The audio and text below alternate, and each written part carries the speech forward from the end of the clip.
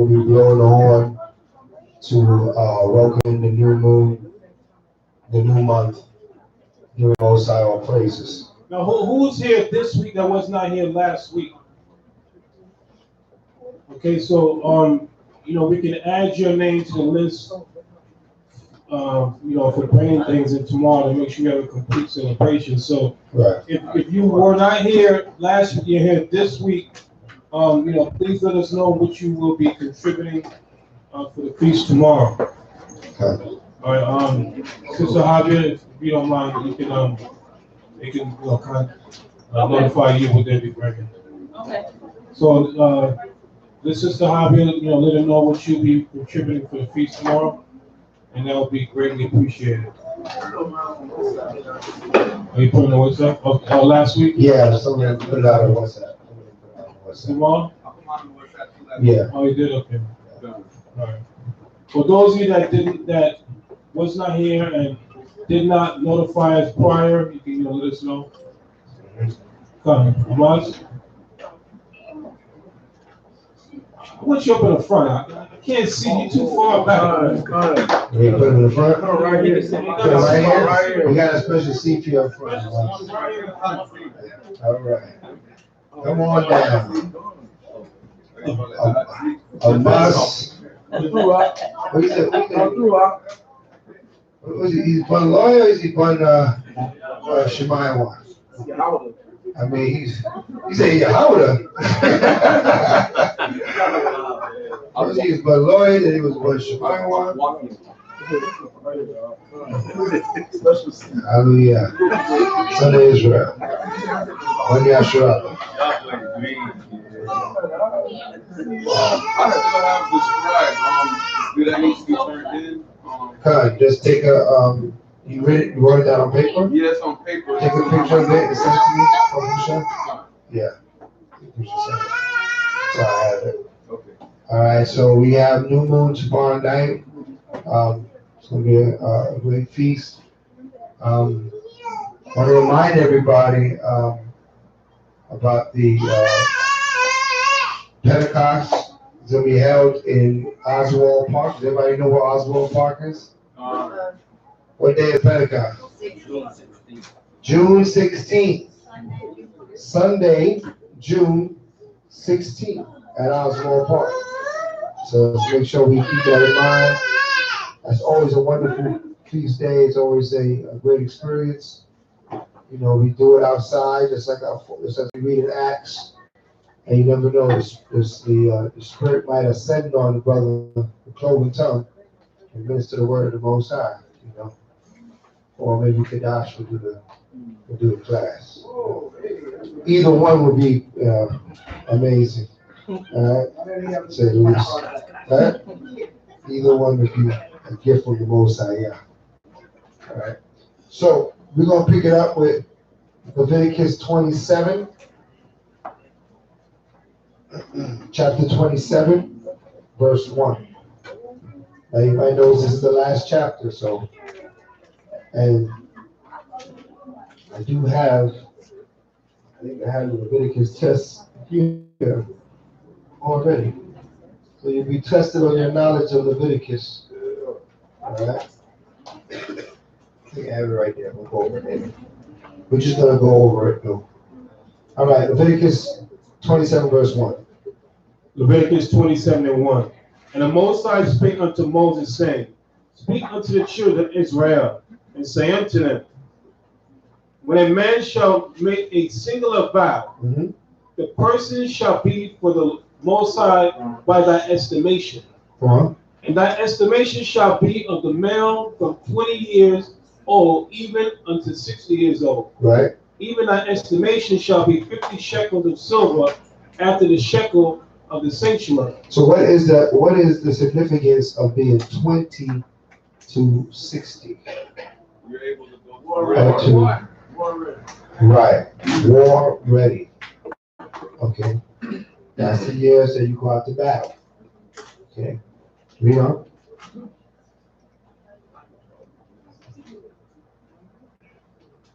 And if it be a female, then thy estimation shall be 30 shekels.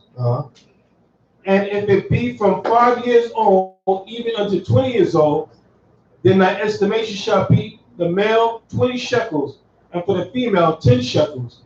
And if it be from a month old even unto 5 years old, then thy estimation shall be of the male 5 shekels of silver, and for the female thy estimation shall be 3 shekels of silver. And if it be from 60 years old and above, if it be a male, then thy estimation shall be 15 shekels, and for the female 10 shekels. And if he be poorer than thy estimation, then he shall present himself before the priest, and the priest shall value him according to his ability. That vow shall be the priest value him. And if it be a beast whereof men bring an offering unto the Most High, all that any man giveth of such unto the Most High shall be holy. Right. So understand, when you make a vow, you had to give a donation or a certain amount of shekel money to the priest to sanctify this vow. Right? If you're vowing to give your son or your daughter, or they're gonna do this thing in the sight of the Most High, you vow in a certain amount of time period. Whatever your vow contained, it was brought before the priest, and it was estimated with a shekel amount as it was given to the priest to signify or to sanctify that vow, to make it official, in other words, right? We can vow vows on our own, but you want to make it official, you went before the priest and you made an official vow. Everybody understand that? And when we vow a vow, we got to do what we vow. You know, get Numbers 30.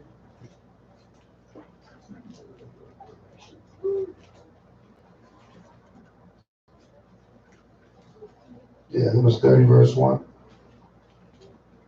Numbers 31. Uh-huh. And Moses spake unto the heads of the tribes concerning the children of Israel, saying, This is the thing which the Most High hath commanded.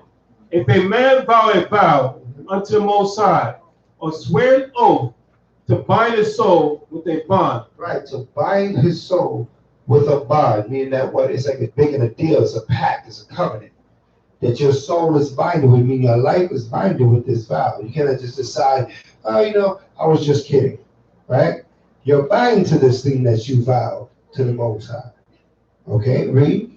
He shall not break his word. He shall do according to all that proceedeth out of his mouth. Right, he shall not break his word, but he must commit all that he said he was going to do in his vow. Read. If a woman also vow a vow unto the Most High, and bind herself by a bond, being in her father's house in her youth, and her father hear her vow, and her bond wherewith she hath bound her soul, and her father shall hold his peace at her, then all her vows shall stand. Right, it means the father didn't say anything when he heard his daughter vow, meaning that he allowed the vow to go through. Okay, read on. And every bond wherewith she hath bound her soul shall stand. All right. And if her father disallow her in the day that he hear, not any of her vows or her bonds wherewith she hath bound her soul shall stand. And the Most High shall forgive her, because her father disallowed her. Right, her father has the power to disallow her vow. And tell the Most High, and pray the Most High to forgive her vow, do not hold it against her soul. Because once she got that vow on her, she has to be committed to performing the vow. Everybody understand that? Read. And her husband heard this.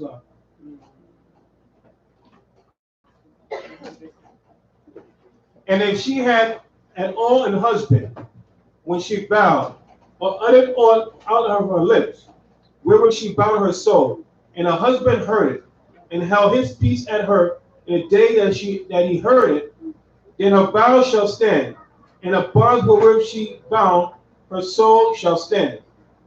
But if her husband disallowed her on the day that he heard it, then he shall make her vow which she vowed, and that which she had uttered with her lips, wherewith she bound her soul, of none effect. And the Most High shall forgive her. Right. The Most High shall forgive her, meaning that she won't be held to her vow. So vows were very important. When we said a vow to the Most High, we had to keep it. What is a vow? Vow is like an oath to the Most High. If you tell the Most High, say, I will do this. I vow to do this. It means I put it on my life that this is what I'm going to do, right? I'm going to perform this. You know, oftentimes you hear vows, you have like in marriage, there's vows, right? That you say you vowing that what you're going to take this woman after the order of Marshall, after the law, right? And that you're going to deal with, you're going to vow to go age with this woman, right? According to the law. And the woman will say likewise, that's a vow. You're vowing that this is how you're going to do things that the Most High bless the union, right? And when you vow, is you're most likely you're asking the Most High, you're trying to show the Most High you will do things according to His will, and you're asking Him to bless the union. Okay, that's one example of a vow. There's a Nazarite vow in Scripture, right? A Nazarite vow is when you vow to abstain from certain things, to hold yourself without being finding yourself unclean, right? For a long period of time. You don't even cut your hair, all these things you don't do during that vow until that vow is accomplished for the amount of time. When you go to vow that vow, you have to bring something to the priest, right? To do that Nazarite vow. Everybody understand that? Can't eat anything with grapes, can't eat no vinegar. There's a lot in a Nazarite vow, right? You know, a lot of people, they play with the idea of a Nazarite vow, but when you really look at it, it is very restrictive. You can't even go to your own parents' funeral if you're in that vow, all right? It's a very restricted vow. That, you know, this is why, you know, the Mashiach taught us that we should not get too much into doing vows, but let your yea be yea and your nay be nay, okay? If you get into vow, you bind your soul, you bind your life, and you can create a sinful matter out of something that was, you know, out of your power, you know. So just be mindful. We're learning about vows, but we're not telling you to go and start saying vows, okay? Right, be careful where and what you vow. You know what I mean? Because the Most High will hold it to your charge system.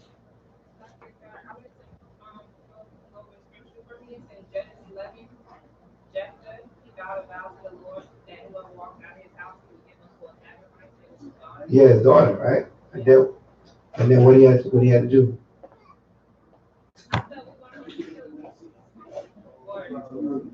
Right, that's why we're warning. We're saying that warning out, don't vow. You know, because you're gonna put yourself in a condition and a situation that will end up in let's look at that. Let's look at that Judges 11.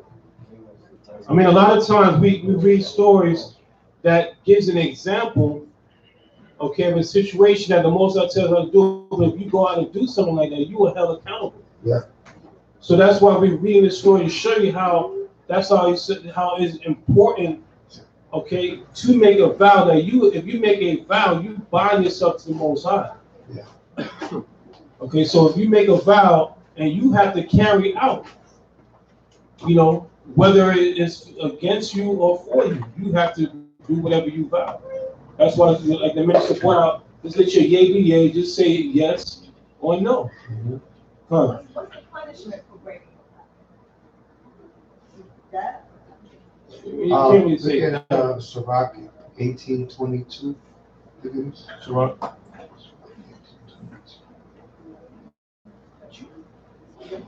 It could be. It depends on what the vow is.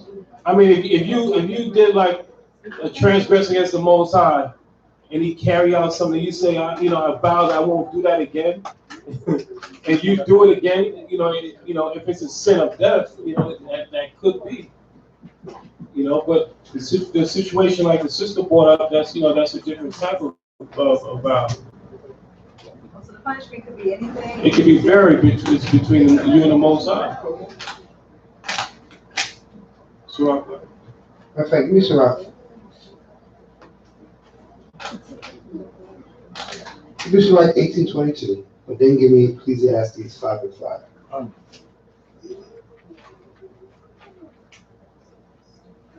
Surah 18:22, Ecclesiastes 18:22 in the Apocrypha. Let nothing hinder thee to pay thy vow in due time, and defer not until death to be justified. Right, so it said defer not until death. We don't put it off, right? Until death. We keep that vow that you kept until death, right? Do not ever think that you could just forget about that vow. Right now in this society, we, our word is not bond like it used to be.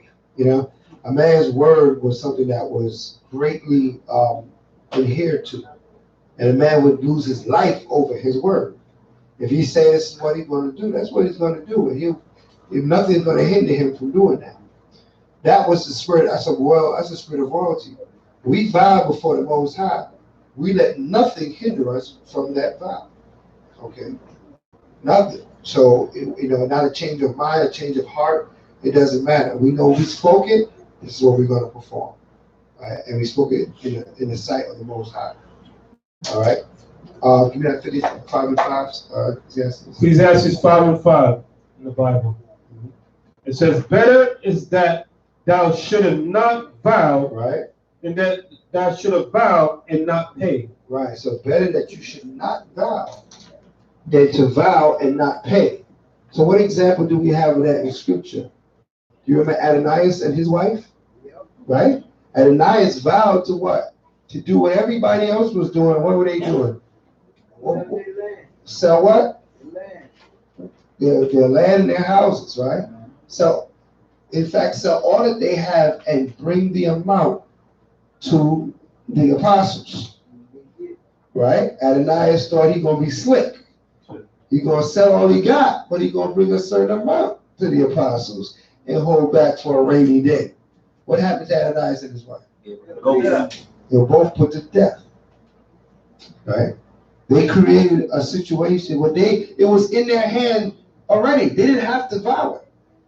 That's why we are really trying to make you understand that you don't have to vow.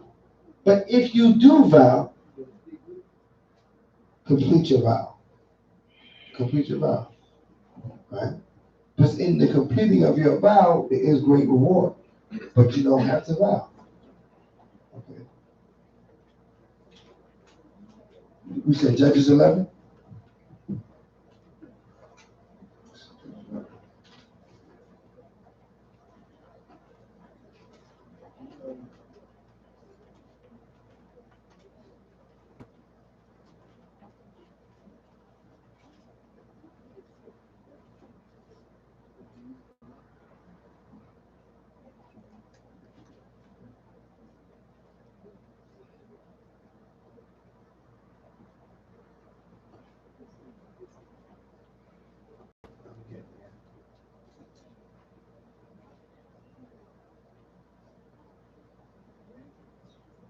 Judges 11, I think it's 15.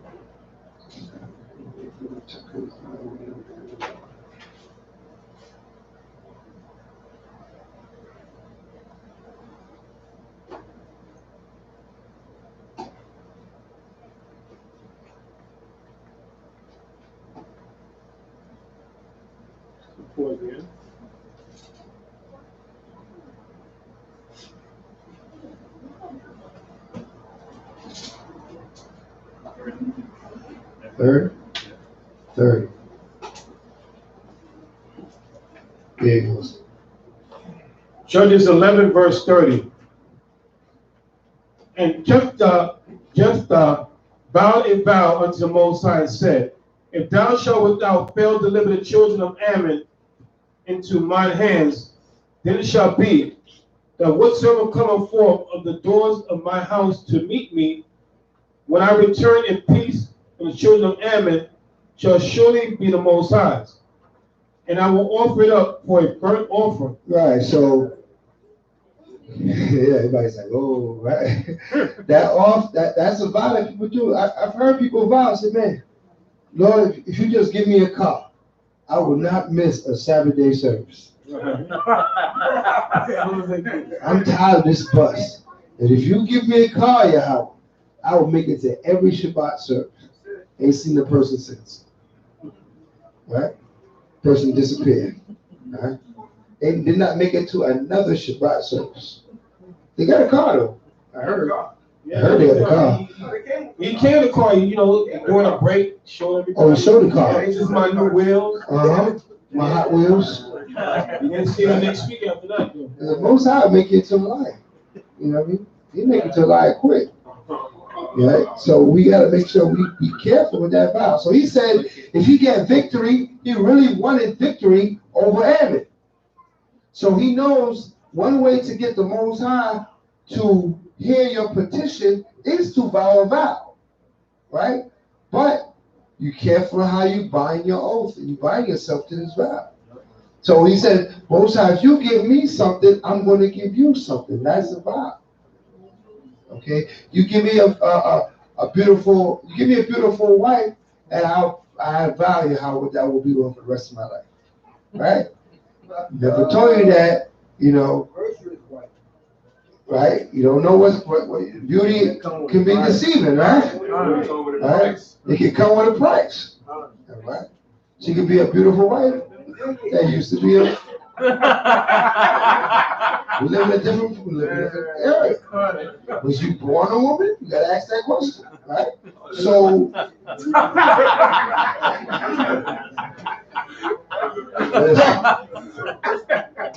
what's that? You gotta ask for like baby pictures. I want to listen. Women say all I want is a strong, loving husband, right? He might be strong and loving. Right? But he's strong and loving too many things. Right? But you didn't say that. You gotta watch that vow. So that's why Ecclesiastes 5:5 said you don't need to be vowing. Right? Vowing is something that, of course, we're not saying it's sin, it's not sin to vow, it's a piece of advice. Careful what you vow. Right? Make your vow complete, and if you don't want to get into that, don't get into it. Because the Most High you're binding your soul, you're binding your life. Your soul is your life. You're binding your life with that vow, and you have to perform. If you don't, judgment is coming. All right? Read.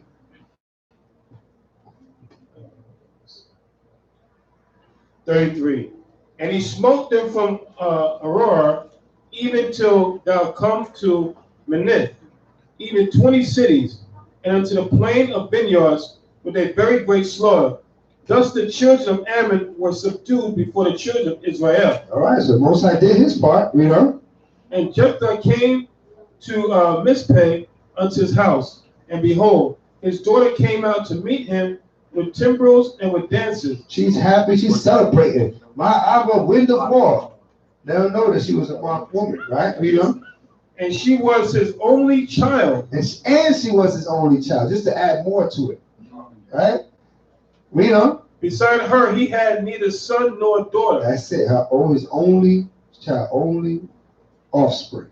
Read. And it came to pass when he saw her that he rent his clothes and said, Alas, my daughter, thou hast brought me very low, and thou one of them that trouble me, for I have opened my mouth unto the Most High, and I cannot go back. Right. And she said unto him, My father, if thou have opened thy mouth unto the Most High, do to me according to that which hath proceeded out of thy mouth. Right. For as much as the Most High hath taken vengeance for thee and thine enemies, even of the children of Ammon. Right. She's like, I'm going to take one for the team. She said, I'm going to take it for the team. I'm going to lay my leg down. Whatever you told the Most High, let it be done. Read. And she said unto her father, Let this thing be done for me. Let me alone 2 months, that I may go up and down upon the mountains and bewail my virginity, right? And I and my fellows. Wow. So she's a virgin still, right? So she should bewail her virginity, being that she never got a chance to have children, have a husband. And he said, Go. And he sent her away for 2 months, and she went with her companions and bewail her virginity upon the mountains. And it came to pass at the end of the 2 months that she returned unto her father, who did with her according to his vow, which he had vowed. And she knew no man, and it was a custom in Israel that the daughters of Israel went yearly to lament the daughter of Jephthah the Gileadite for 4 days in a year. Right. So every year they would go and they would beware. They would observe her death. Right. You know, it became something that was known that wow, he had to fulfill that vow. So she had to be killed. Right. She understood she'd be killed. All right. So you know, it became something known throughout, you know, Israel at that time that to bewail, this situation. But this situation teaches us not to vow. All right, everybody understand that? All right. So that's what we get out of this. You know what I mean? That we, hold back from that vow. You know, I know in growing up in the world, well, I swear to God, knowing you lying. Right. And you know you lying. I swear to God, it wasn't me. I wasn't there. And you was right there and it was you. All right, I swear my mother back. Right? All kind of stuff. We swore on everything. Right? Lying through your teeth. So it's a good thing we don't realize that we bind our soul with vow because we were in our ignorance. Right? But now we knowledge and wisdom. Be careful what you vow. You get a precept. Okay. Romans 15:4. Absolutely. For whatsoever things were written aforetime were written for our learning, that through patience and comfort of the scriptures might have hope. Might have hope. So we learn this, that we may have hope, that we don't do things to destroy ourselves, right? By binding our soul with a vow, and then can't perform it. Okay. But see, I can understand, like, you're in a situation and you might want to express to the Most High how sincere, remorseful you are. Like, I'm going to make this vow, like, to show some type of seriousness, but then not realizing that you have put yourself in a grave danger if you don't fulfill that vow. So that's why, again, it goes back to say, well, your yea be yea and your nay be nay. So when you do a vow, that's like today they have you sign on a contract, or you have a lot of these people in Hollywood, these entertainers that have wrote books, all these biographies bringing out talking about how they sold their soul to Satan, how they said to Satan, if you bless me with this type of fame and money, that I'll do this, I'll sell my soul. They've come out and said that. If you saw what's the name? DMX. In his book, he brought out that he sold his soul to Satan. Okay, then he even went that time when he got arrested. It was late at night. He was the only one in court. He's like, they keep messing with me, talking about the Illuminati, how he originally sold his soul, but then he tried to let them do it, and then they try to renege. They try to go back like, no. You sign on the dotted line. You can't turn back. All right. So once you make those vows, so we know ultimately that what? That the Most High is over good and evil. That he will allow Satan to make any kind of deal with you. Okay? But the punishment comes from the Most High. Because why? He gave us what? He gave us good and evil, and is our choice this day which one we're going to choose. Okay? Whether we choose good is what? Keeping the commandments, and evil is what? To go contrary to the commandments of the Most High. Yeah. Right.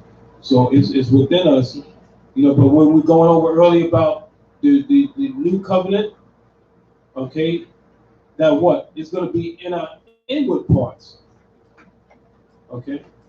So you see, like, the minister of all hours at night, counseling, all kinds of, that'll be a thing in the past. Okay. The main thing you got to put in your mouth is Yah willing. Right. Yahweh willing.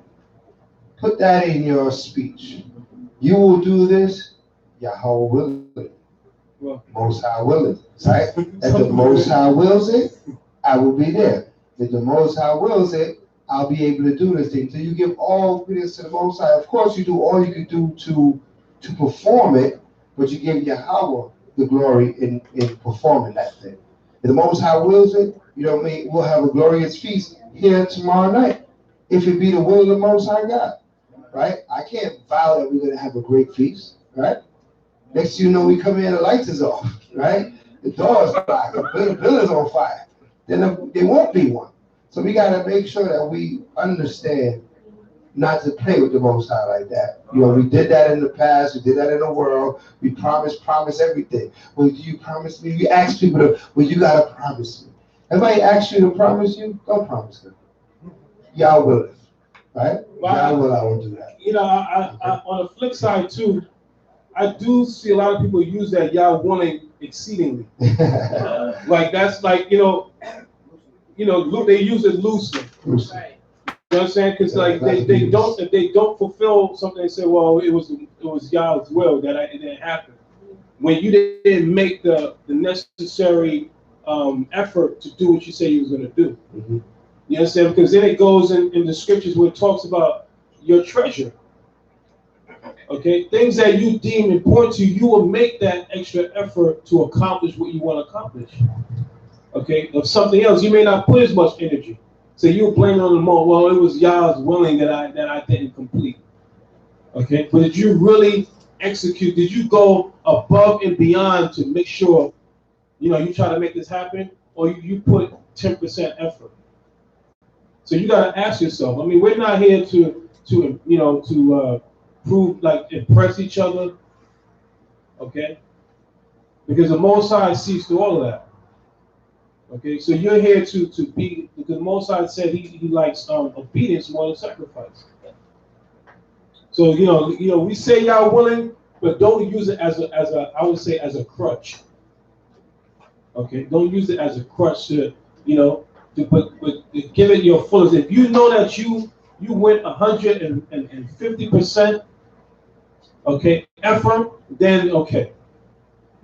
But if you know you were slacking and you didn't really try to complete what you're saying, then you know that you were, from the get-go, you were lying. You wasn't really trying to do what you wasn't.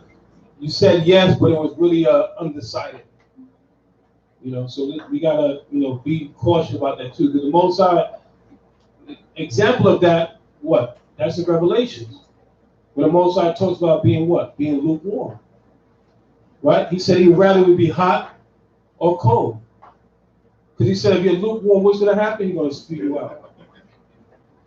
All right, so we learned today that what? That making vows is very important.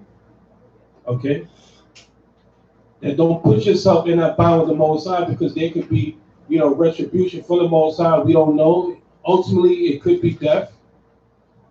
Okay? It could be something else. You lose your job or whatever like that. You get sick. Anything can arise out of that. Okay, this situation. Now, this example, this story, this was like the ultimate. Okay, and just think about it. There was Zabak was doing a class the other day about this guy. He was going through a dispute with a child mother. They was going over custody of a little girl. Her name was Zoe, but she's a little girl. Somehow they saying he chained the girl in the car, set the car on fire. Yeah. And he was complaining to the court saying that the mother was abusing the girl. Come to find, he locked in the car and set the car on fire. You know what I'm saying? How do you take a situation like that? They call him Monster Dad. That's Monster Dad. How old was she? 3. 3 years old. Okay, so we see all kinds of things happening in this society. So he was checked. They're from it happened in Queens, New York. So him and the baby mother, they was going back and forth, or whatever. And then he decided, and he chained the car door. She couldn't get out. Set the car on fire. He burned his hand, but the last minute he realized it. But I guess he tried to reach to open his door. I guess he changed his mind the last minute. Because he said he had burns, but his wasn't life-threatening. So they said he's in a hospital. They're waiting for him to be, when they can question him, then I guess they're going to arrest him, whatever. So, he got the on the house. That's just simply retarded.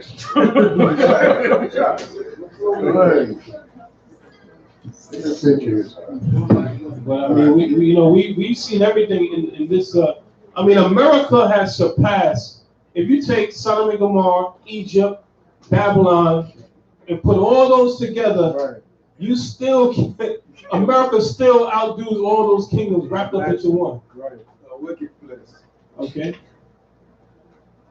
Just imagine a combination of all these, like America's this Tootsie Roll. You got Egypt, Sodom and Gomorrah, Persia, the Medes, all of these wrapped up into one. Because you say America's what? It's considered what? A melting pot. Right. So all these different customs, ideologies, different philosophies. Thursday class I bought in a book, I left it at home, but they have numbered, there's 2,500 different deities and gods that people worship. 2,500. Okay. There's only 613 laws. Which means 2,500 gods? Yeah, 2,500.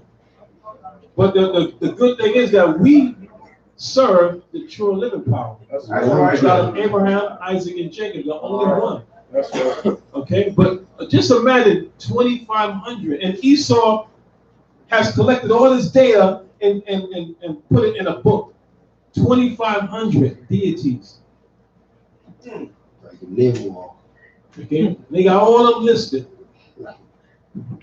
Okay, so we've seen the type of kingdom that, if the Most High don't destroy America, you understand? He said he's not a man that he should lie. He has to. Just like he's showing his power in ancient Egypt to Pharaoh, he's got to do it. Because look at Donald Trump. I mean, I'm looking at these videos constantly popping up on YouTube. But believe it or not, Trump has a big following, a big support group. I'm looking at the comments. I love you, Trump. Trump 2020. Oh yeah. And these are like every day. You know what I'm saying? He just got somebody released from where's that? From prison. Military prison. Yeah, military prison. He's a POW, prisoner of war. But I forgot which country that was. But I mean, he's getting like every day his popularity is growing higher and higher. Okay. I mean, what is Trump? He's a spokesperson for all these white people that want to say something but don't have a platform. Right. Okay. That know that nobody gonna listen to them. But with Trump, they know he's got money, he's got power, so he's speaking for all of them. Okay. So don't be Trump. Don't think that Trump is up there and he has no people following behind him. Okay. He's a spokesman for these people. Okay. So it is what it is, man. America is on its way out. Okay, but that's because of our people, right? That are coming back to their true identity.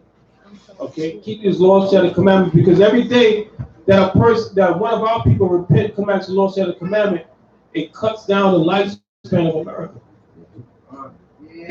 Okay, it cuts one soul at a time. That's the way we got to do it. So, I mean, the display I saw last week in South Beach, I don't know. That's crazy. No shame. No shame at all. They have no shame at all. Really, you put me there. Oh. So, sis, you understand this in Judges? Or you just wondering why he did something like that, knowing it? Right. So that's why we went to Romans about 15:4 about that these things are done for our learning. That we see a story like that and understand if we do something like that, this could be an outcome of following this mistake. Okay? So what not to do. These are what not to do. What not to do stuff. Not something to do, right. Something what not to do. Don't end up like him. Right. By vowing a vow that's so vague. Because he don't know who will come out his door. Right? When you vow that vow, I'm going to sacrifice it. Maybe he thought an animal would come out. You know? It'd be easy if a turtle dove came out, or a goat or a sheep came out of his house. Hey, sacrifice it to the Lord. I got the victory over the Ammonites. But the one thing that he probably would not want to come out, the top thing he wouldn't, is one only daughter. So that shows us that it can't be vague, but you must perform. And even if it's not, the Most High requires it of you. So, he holds our word, holds what we say to our life. And that should be, it should be that way for everything you're doing. You're learning also in this story that your word carries weight. If you say you're going to do something, you got to do it. The Most High does judge us according to that. That's another way that the Most High judges us. What we say we're going to do. Okay? So, our words has carried a lot of weight in the heavens. Remember, the whole earth was formed through words, right? The Most High said, let there be light. Remember, he said, let there be light. And then there was light. Right? He could have just made light. But it shows you that words have a lot of power in the universe, right? They carry a spirit. All right, so let's keep it moving. Leviticus 27. I was about the number of God, the 2,500. Mm-hmm. And I was just saying that Yahweh was 2,500 and old. Yeah, that's crazy.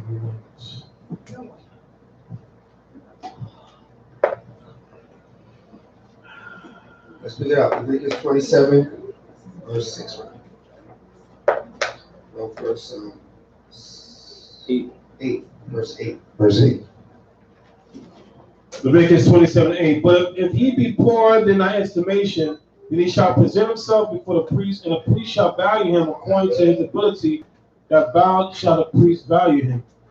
So what's an example of this in today's life? Marriage? Huh? No. Of a vow? He said, if you shall be poor in the estimation, like when you go out for like a bond hearing, when you go to jail, court, like they'll like according to like what you can afford, like if you understand, that's how they value. They'll see how much you worth or how much you come up with according to your salary, whatever. Like I think like Kodak, he had to put up his house. I think his was 550,000, 560,000. Yeah. But I guess also too is also concerning type of crime as well. Yeah. But you got to understand, like as we go through these precepts with the priest wore many hats. Like in this society, the things that the priest did, they have it broken down into different departments. So just imagine the priest had to. When we read about when you read about the plagues, he had to check you and see if you'd be clean, unclean. The priest dealt with legal matters, with health matters, social matters. But now in this society, you still got all these different departments broken down to deal with all these different issues. But at one particular time, the priest dealt with all this stuff. So that's where the whole judicial law comes from these scriptures, okay, from the laws of the Most High. So it's not don't Esau may walk around. He's so smart. He created everything, but he got everything from us, from this Bible. Okay, he's a master of deception. Question in the chat. It says, "What if you tell someone you will do something and things change, and you can't do it?"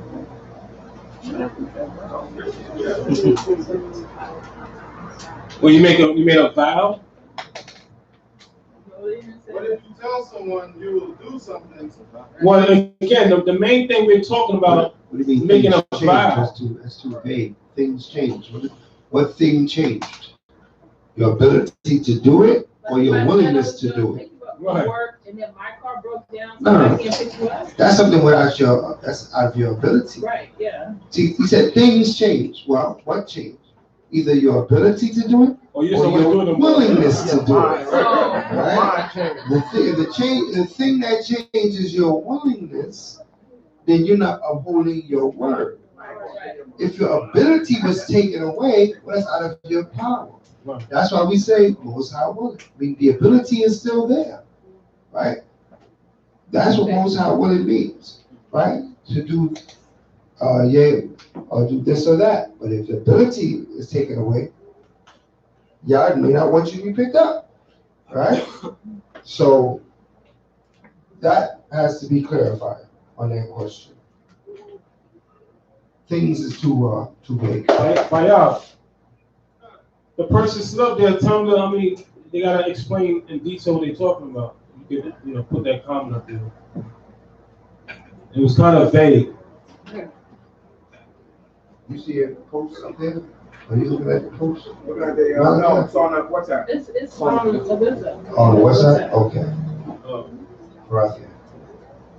All right, let's roll. Leviticus 27 verse 8. We had 9. Verse 9. And if it be a beast whereof men bring an offering unto the Most High, all that any man giveth of such unto the Most High shall be holy. He shall not alter it nor change it, a good for a bad, or a bad for good. And if he shall at any change at all change beast for beast, then it in exchange thereof shall be holy. Right, so saying, let's say your oath or your vow was, I'll give this sheep. But then now come time you want to get a sheep, and you got this other sheep that is in bad condition, you can't switch the sheep. If you're going to give the good sheep, and that's the one you said you were going to give, you got to give the good sheep. Right? If you had 2 sheep, and you had 2 good sheep, and you say you vowed this sheep here, and this sheep break his leg tomorrow, you can't say, well, shoot. Let me give him this one. No, that doesn't work.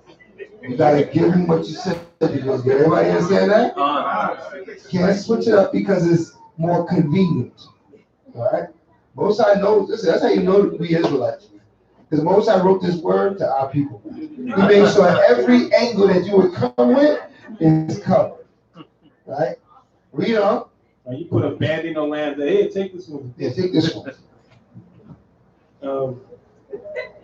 And the priest shall value it, whether it be good or bad, as thou valuest it, who art the priest, so shall it be.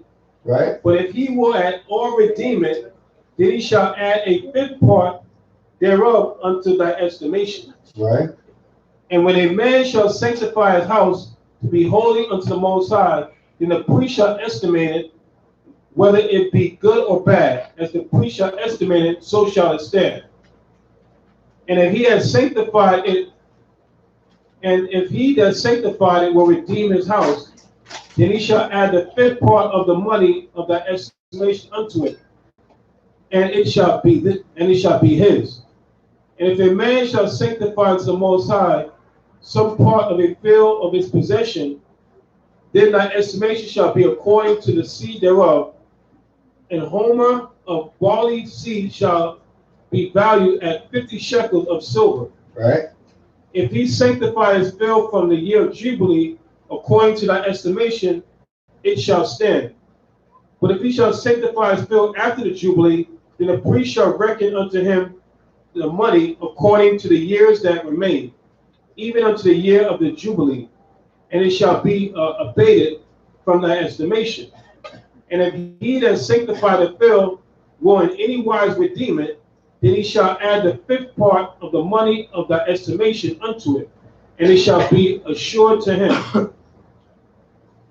And if he will not redeem the field, or if he have sold the field to another man, it shall not be redeemed anymore. Right.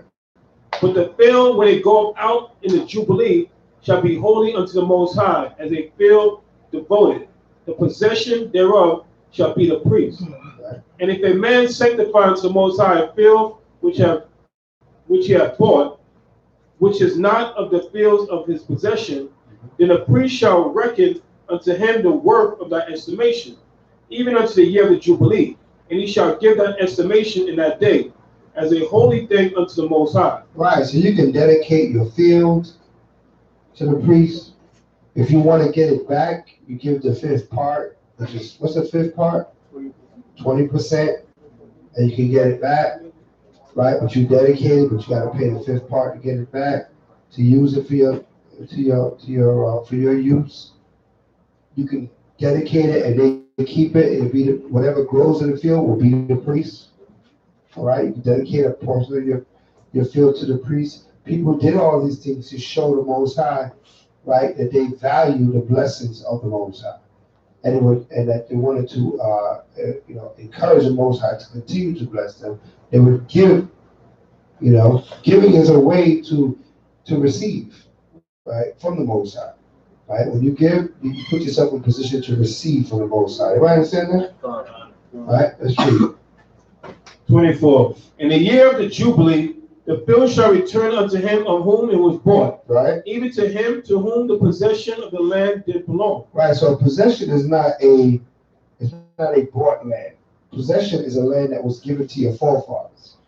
That you cannot remove the landmark only for a particular point in time, up until the year of Jubilee. What is the year of Jubilee? What year is that? 50th year. Okay. Every 7 years is what? The year of what? What do they call it? Sabbath year. It's the Sabbath year of the land. What we rest the land every 7 years. Every 7 times 7 years is what? The Jubilee. Okay? The Jubilee is you do 7 Sabbaths of the land. The next year is the year of Jubilee. Okay, the year after the 7th Sabbath of the land. For that whole year, you rest the land. All right. Also, you give. All right. So for the year before you rest the land, then the next year you return everything to its rightful owner, which is the year of Jubilee.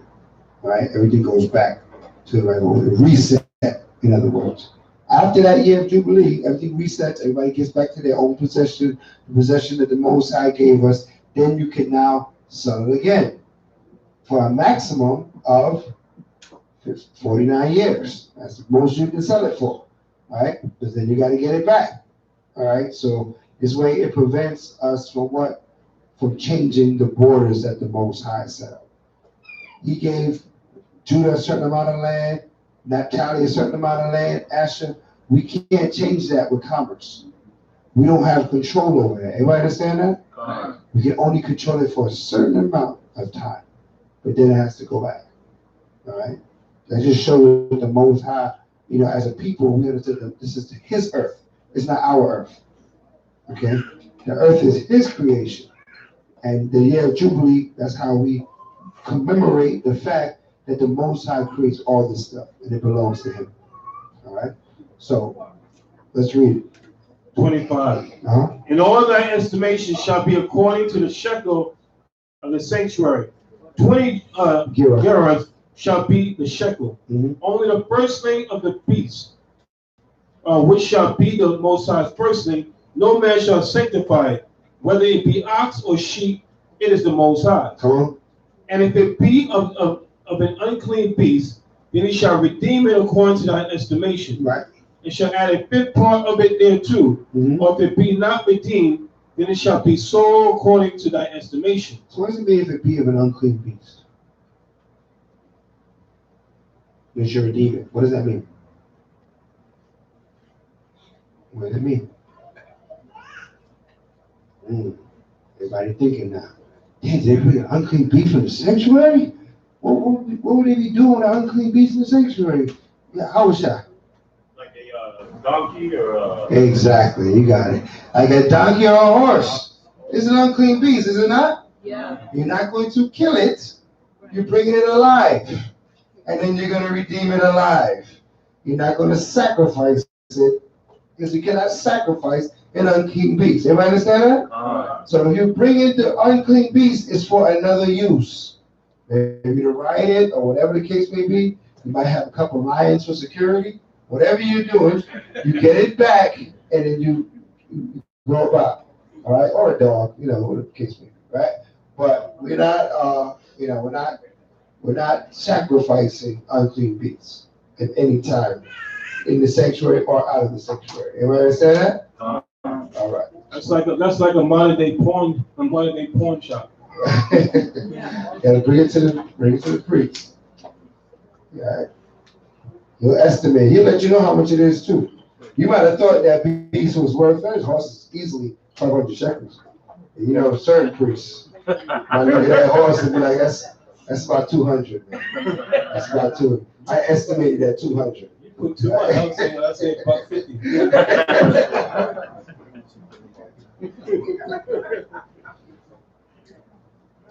If anybody went shopping with the priest, you know what I'm talking about. Anyway, let's read on. 28. 28. Notwithstanding, no devoted thing, that a man shall devote unto the Most High of all that he hath, both of man and beast, and the field of his possession shall be sold or redeemed. Every devoted thing is most holy unto the Most High. Right. None devoted, which shall be devoted of men, shall be redeemed, which shall surely be put to death. Right. It shall the type of the land, whether of the seed of the land or the fruit of the tree, is the Most High. It is holy unto the Most High. And if a man will at any redeem out of his tithes, he shall add thereto the fifth part thereof. Right. And concerning the type of the herd or of the flock, even of whatsoever passeth under the rod, the tenth shall be holy unto the Most High. Come on. Ye shall not search whether it be good or bad, neither shall ye change it. And if it change it at all, then both it and the change thereof shall be holy. It shall not be redeemed.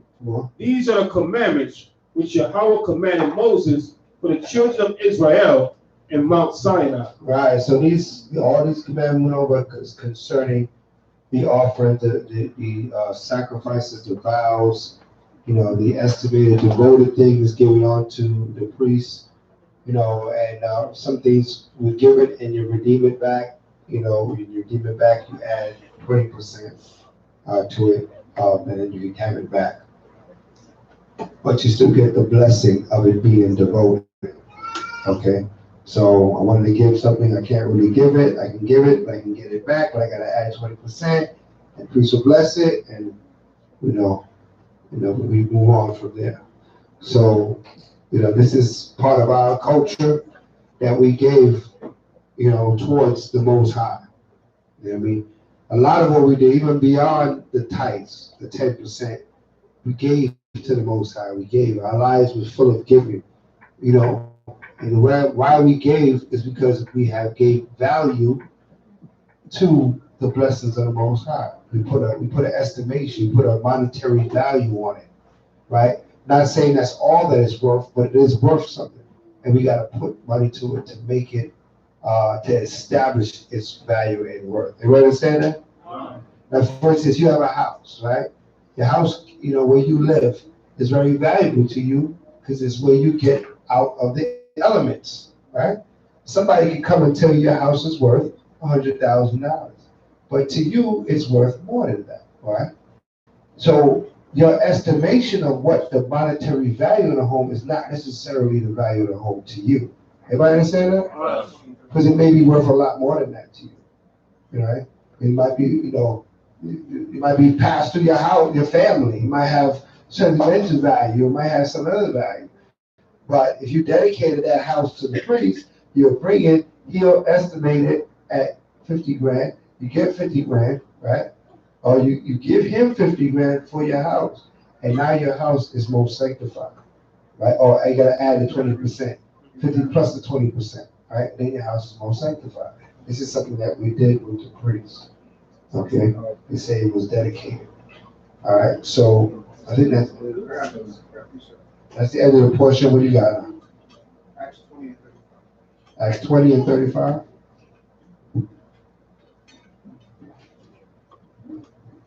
Acts 20 and 35 said, I have showed you all things, how that so laboring ye ought to support the weak, and to remember the words of Mashiach Yahushua, how he said, it is more blessed to give than to receive. Right, so we always supported the weak. Right, the rich always support the weak. The strong supports the weak. Whether it be financially strong, you support those that are less financially strong. You know what I mean? Or whatever the case may be. If you have very good discipline, you try to support those that may lack discipline.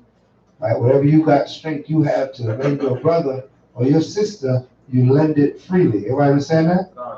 Right? Because we support one another in this nation. That's part of being a Hebrew Israelite. Okay? That everyone supports one another. So, what's that? What else you got? 1 Peter 4 and 8 and 9. 1 Peter 4, 8, and 9.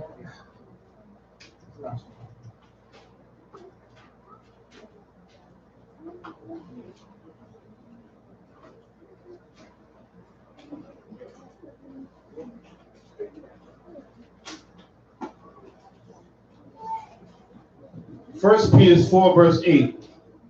And above all things have fervent charity among yourselves, for charity shall cover the multitude of sins. Right. So you see in our laws and the commandments, we had commandments of charity.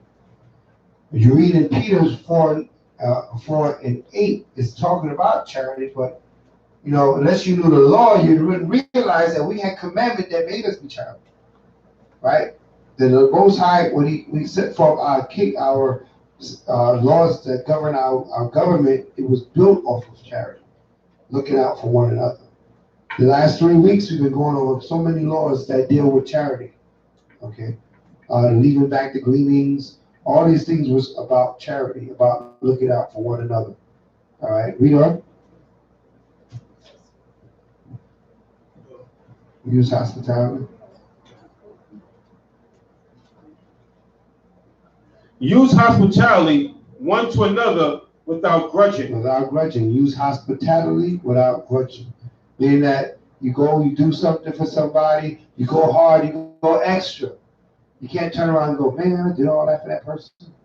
Right? And now you grudging because, I did all that for you last week and you ain't do that for me next week. And that's in the world. Right? When you do stuff in the spirit of the Most High, you did it and it's done, and that's it. And not to be mentioned. Right? Everybody understand that? Because that's how you do hospitality in the Most High God. Whatever you give, you gave. And you're not counting the costs after that. Right? Whatever it is, that's what it was. Right? Right? But we're not tit for tat, you give it with strings attached. Okay? That's a worldly mentality. Right? And we giving up all those worldly mentalities here. So I think that ends the portion for the Shabbat in Most High hand. Hallelujah.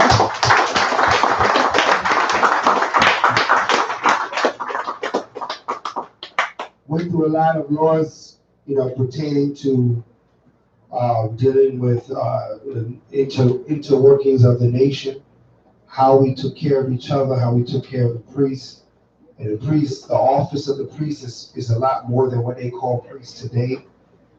Priests today, you show up on Sunday, they give a sermon, and they go about their business. But our priests of the nation held a lot of positions. Like the priest was bringing out, they were part of the priesthood, was a part of the doctor, they were part of the lawyers, they were the estimators, right? They played a lot of roles, in the keeping the nation together and keeping the nation running well. Today we have counsel, we have people set up to do counsel. Don't avoid or don't hesitate to get counsel. Scripture say let reason go before every enterprise, right? And counsel before every action. So make sure you're getting, counsel before you make moves and later on need counsel. All right, get counsel before you need counsel. All right, everybody understand that? All right, so, get advice before you need guidance. Or get guidance before you need advice. There's some announcements that I was told to make about some stuff. Right? You mentioned something to me. What you mentioned to me? That's my mind. Oh, the dress code. Dress code. Now, like I said, we are, in our pursuit of righteousness and perfection in the sight of the Most High God, we are going to be more looking at our dress code, how we come and how we present ourselves before Yahweh. Yahweh requires us to present ourselves a certain way. As our brothers and sisters come to present themselves, we're going to aid them, and maybe there's some confusion sometime on what's acceptable inside of the Most High. Our security, those are the soldiers that we have with security, will let you know if what you have on, it is not up to standard. Okay? They will let you know. Do not be offended. They ask you a question, give them an answer. Huh? They're not doing it off of their own free will. They're being slacking. Sisters gotta hear this because many of the sisters get offended, right? I mean, hopefully you don't get offended, right? You will be questioned if your attire is not up to par, right? We're gonna, it's gonna be brought to your attention. Now, we're gonna have things here. We have Sister Zipporah and Sister, I want to remember her name, Slakia. The Ictazar's wife. That's how we know you. I know that's one of your identities, right? Huh? Yapa. There we go. So Zipporah Yapa, had volunteered to help us out with keeping our attire up to standard in the sight of the Most High God. They have purchased shawls and head wraps for sisters that might show up with their back out or their head not covered, right? This happens. Of course, we have a lot of new people that visit the sanctuary. For a lot of people, this is their introduction to Torah, right?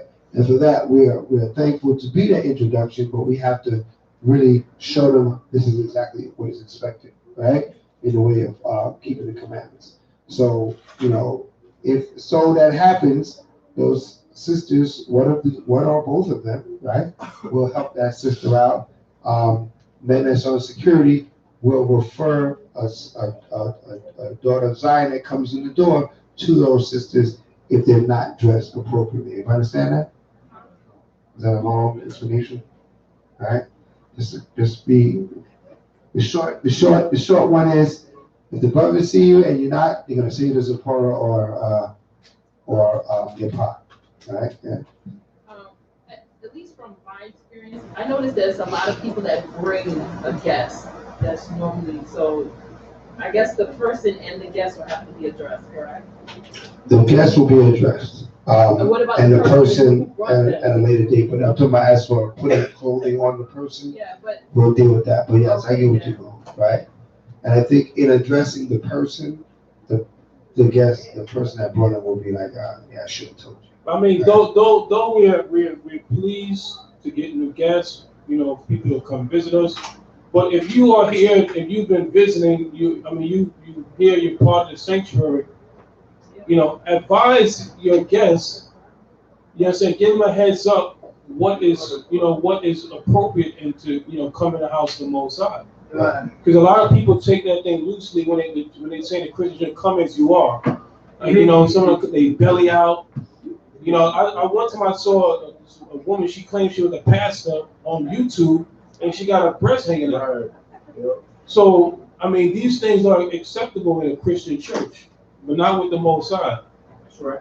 Okay, so again, we really can't get on a new person come for the first time, but the person that invited them, they should know better.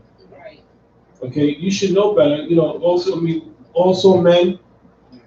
There's a certain way a man should dress. No tight-fitting clothes. If you wear a large, those mediums. In between a small and a medium. Wear your size. Okay, so Aside from that, shorts, sleeveless shirts, tank tops, it's not a basketball court. You come in like you're looking to go into the beach or play basketball, you're in the wrong spot. And to present yourself before the Most High, we expect everyone to wear fringes and borders. Now, that's across the board, right? But we'll mention it if you're a member. If you're a visitor, we won't say anything. But fringes and borders, is across the board, right? If you have one fringe shirt, let this be the one day you wear it on the Shabbat day, right? Until you get more fringe shirts. Don't wear it yesterday because you have the same shirt on for 2 days. All right, it's important.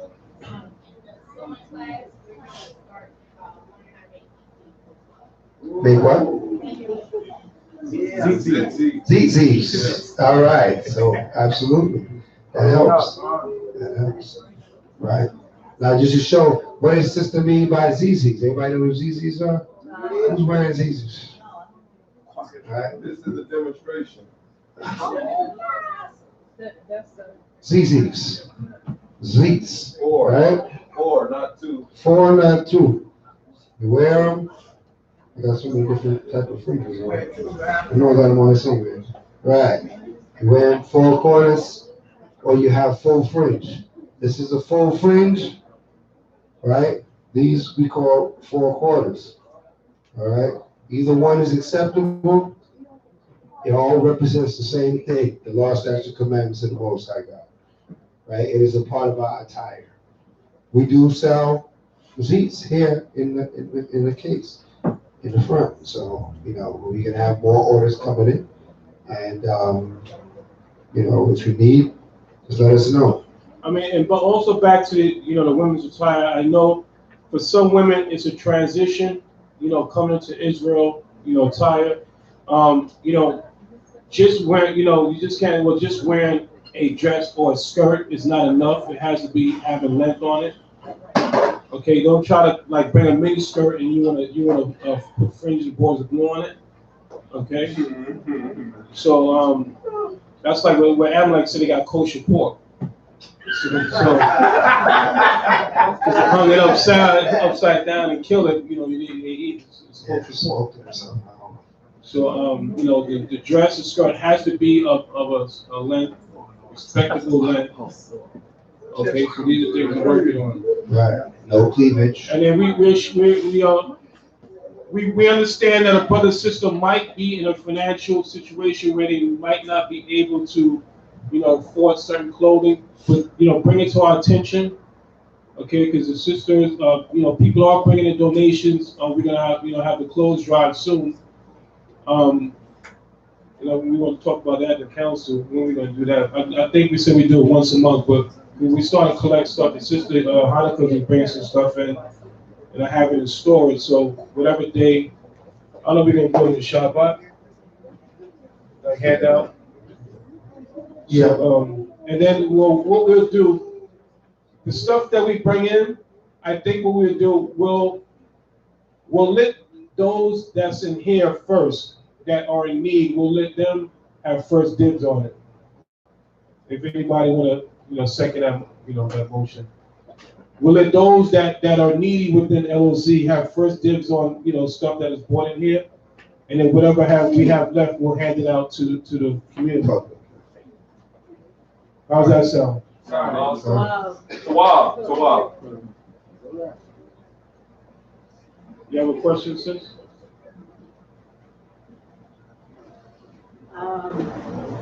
That was the colors. My little understanding is that it's supposed to be purple and not necessarily blue because the particular was like a snail or something where they got the ink from, that the ink was actually purple. But I'm seeing like when you got up at purple in your 60, No, blue. When he got up, he had blue. I have blue. You have blue? Okay, I thought it was purple that you had, and so I'm trying to. There's been some talk of purple or blue in case maybe. The scriptures clearly say fringes and borders of blue, right? We looked at the Hebrew word for blue, and it was the same word. So we are not really, we're not saying it's impossible, because the word for blue and purple are very similar words, right? In the Hebrew language. So we're not saying it's impossible, but we're not saying that also blue is wrong. We're not to that point that blue is wrong, right? So, you know, we've been tabling it and researching it, and we understand about some people saying it was a purplish blue, but, you know, we have to yet to see that, you know, I that. think it's lavender. Not actually. Right? So lavender is Right, but it's a lot of color. Yeah, but it's like white added into the purple. Yeah, Like so lavender is not a natural color. we're going as it is written for now, as it's written. So we stick it with the blue as it is written until otherwise. So the day that we're gonna handle stuff, that's gonna be announced. I guess we'll council that later today, then we'll know, we'll get everybody involved in that, maybe we'll hand out water and maybe some sandwiches, for the homeless or people in the community.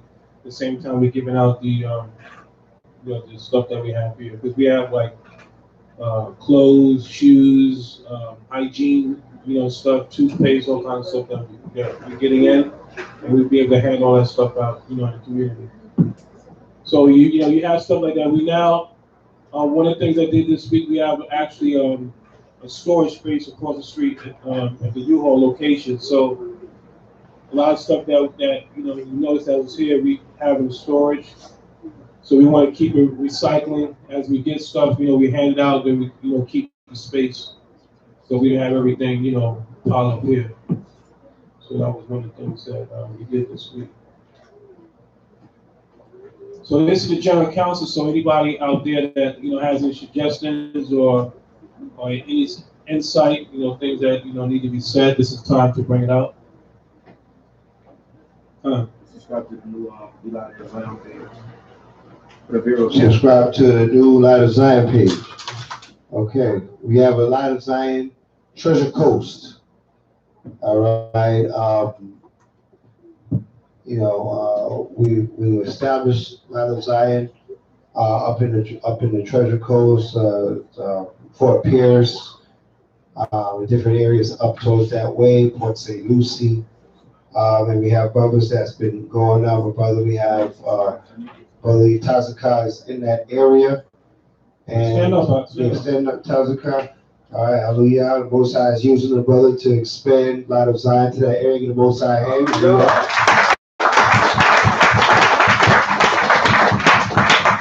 I gotta say, the brother's very dedicated to seeing this happen. He's been on my case to get it done, so I gotta give him credit. He didn't back down. He didn't give up. He said, "Listen, brothers need to come up here," and now brothers is going up there. That's the way it's done. When you have conviction in something you want to do for the Most High, it's not going to be easy. It's going to take you to have resilience and stay after it. So Treasure Coast is now established. We're going to work on making it a full-fledged location of Light of Zion. With everything that's here will be up there. Everybody understand that? All right. So that's the future endeavors that we're working on as a body. All right. At the Treasure Coast be established. Right. So what we talked about is that for every we'll try for like every council meeting, major council, all those that are up that way will come, come up here for the meetings. Was it for New Moon? No, not for New Moon. It was over there. It was made the first Shabbat. First Shabbat. Yeah, first Shabbat. What about the high holy? And the most yeah. What? Huh? No, I said the new moon. And the new moon? Yeah. Okay. All right. But all about the high holy days and the high holy days. I thought we agreed that night, the first council, we were on the holy days in the council. The high holy days and the council. All right, high holy days and the council. Well, I now think the new moon might not be. Because those are late. They fall on over the time, different days too. So we'll just keep it for the first Shabbats and the major high holy days. Yeah. Okay. So you guys got the whole new moon up there. All right, so we talk about that, establishing holy new moon up there. All right. And yeah, also want to acknowledge Howard Shire helping out a lot. Stanley Howard Shire. Right, he's one of the new brothers in the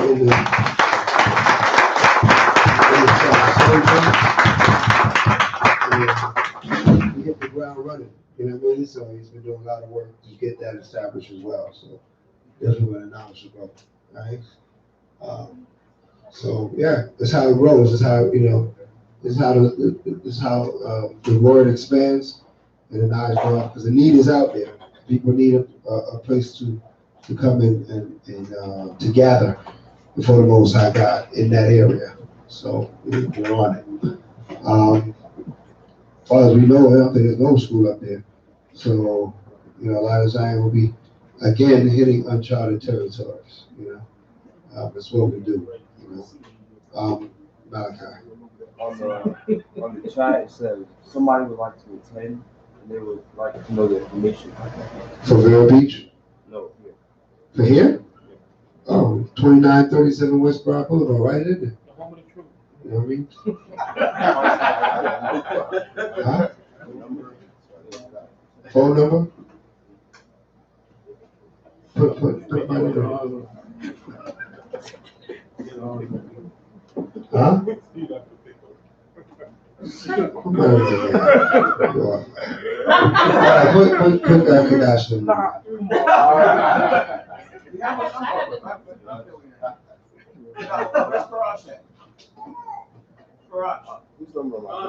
What's the number? What's the number? Well, tell him to give us his number so we The can call number that him. we give out to everyone so they can call and then reach my phone. The number you set The up. number you set up. I'll put it in the group chat. All right. Or you put it in this chat right here. But they need it right now. We need it now. Put it on YouTube, please. Right. We're gonna post that number right now, brother, that asked that question, or sister, I'm not sure. Brother, all right, we'll put it out there, but yeah. 2937 West Drive Boulevard, we're here every, from Thursday through Saturday. Thursday, Friday, Saturday, we're here. Actually Wednesday, I'm sorry, Wednesday through Saturday. Wednesday, Thursday, Friday, we're here. Right, during the week, we're at 8. Wednesday we're 7, Friday we're, Thursday we're 8, Friday we're 8, and then at Saturday we're 12. Is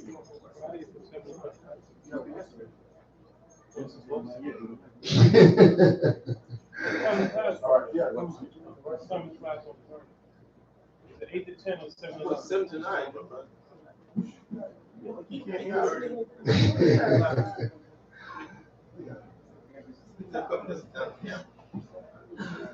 He's becoming a good camp, huh?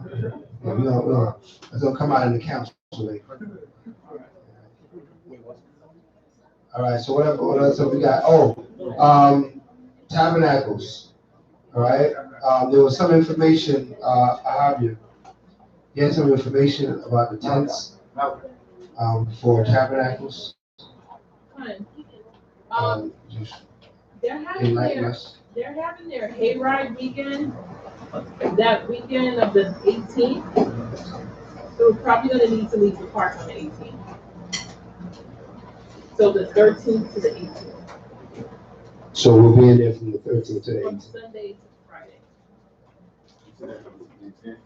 Yeah, they have a hayride weekend where they like, I think they charge like $80 and they have like a breakfast and things. It's just gonna be overrun with little Edomites.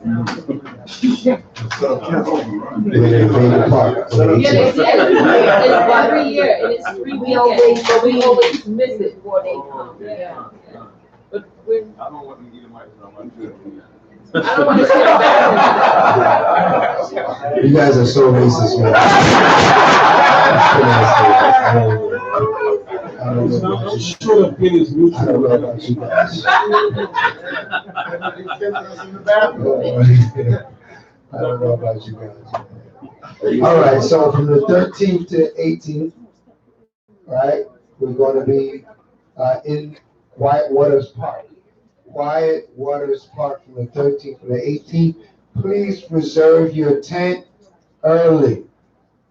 Can you go and bring a tent? No, you cannot. They don't allow you to erect your own tent. You're going to have to use a tent that's there. They're cabin-like tents that are there, structured tents. They're not like something flimsy. They're structured, they're made from wood, and they're coverings, and they're very sturdy. They're very protective. You're not going to get wet when it rains, right? You can, right? It's right. Unless you rent the teepee. Don't rent the teepee, in other words. But we have enough tents. There's 26 tents, isn't there? Yeah. Throughout the park? No, 24, because 1 and 2 is a teepee. All right.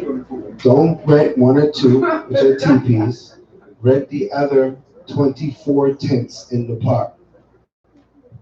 Get your tent early, Lock it down for the week. Do not wait to the last minute and say, oh, could I go? I just thought I should go. The week before, there will be no tents left. We want you to get all the tents. Why? Because we don't want nobody else in there but the children of Israel. That's right. Right? And that's how we do it. We rent the whole park out. Okay? All right. That's what the tent looks like. Okay? This is how we keep, we dwell in booths. That one is fine, yeah, click that one. Right? We come out of our comfortable homes and we keep the tabernacle dwelling booths. That's a booth. We'll get some palm and we'll put on it. We'll put down according to the scripture. This year we're going to really try to perform what the scriptures say about getting the bows and the palms and cover your tent with the bows and the palms and tie them together. We'll talk about how we're going to encompass that coming closer to the day. I think this year I'm already gonna put Mike Allen's name on the trophy. Forget about it. I'm not gonna wait to see who's gonna win. We're gonna battle him this year. We're gonna battle him this year. It's gonna be close. I wanted to encourage the congregation. One thing that I did last year, I wasn't able to afford the whole week.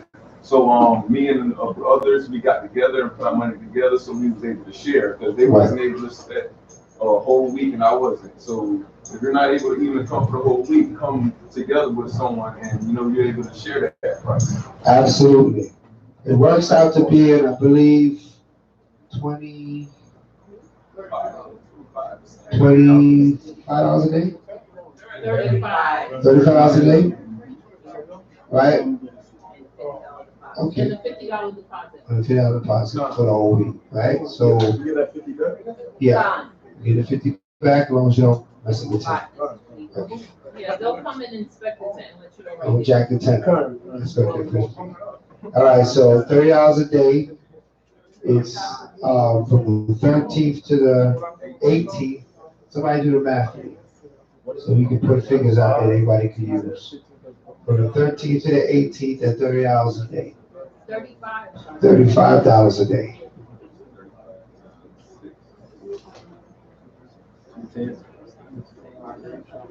$50. Huh? Oh well. All right. 260. 260. 210. And then $50 deposit. All right. So it costs 260. What are we talking about? The tabernacle. All right.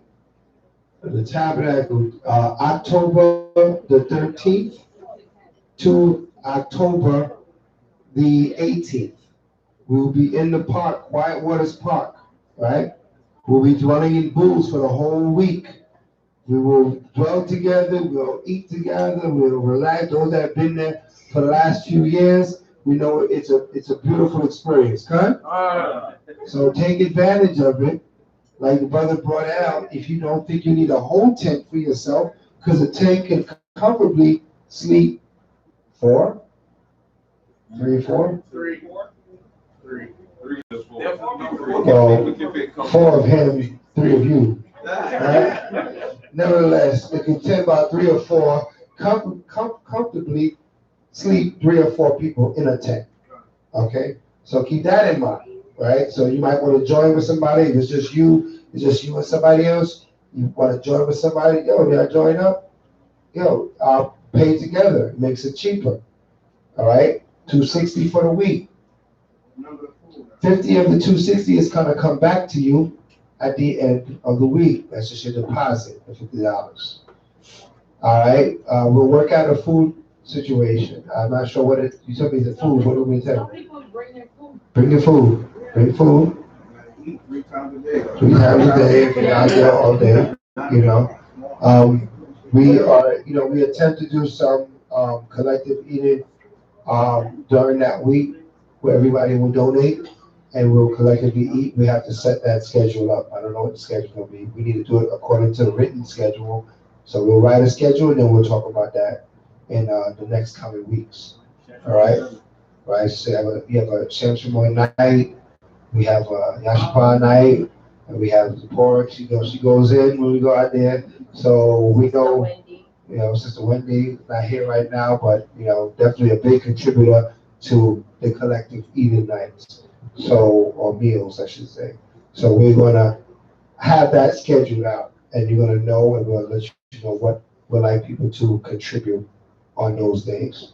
But just get ready with your tents, all right? This is part of establishing the law. We are Hebrew Israelites, huh? Hebrew Israelites were made to dwell in booths, according to Torah. And that's why we dwell in booths from October 13th to 18th. I want to acknowledge people that, here for the first time, gathering with us. If you're here for the first time, raise your hand. Right here. You see who's here for the first time gathering with us?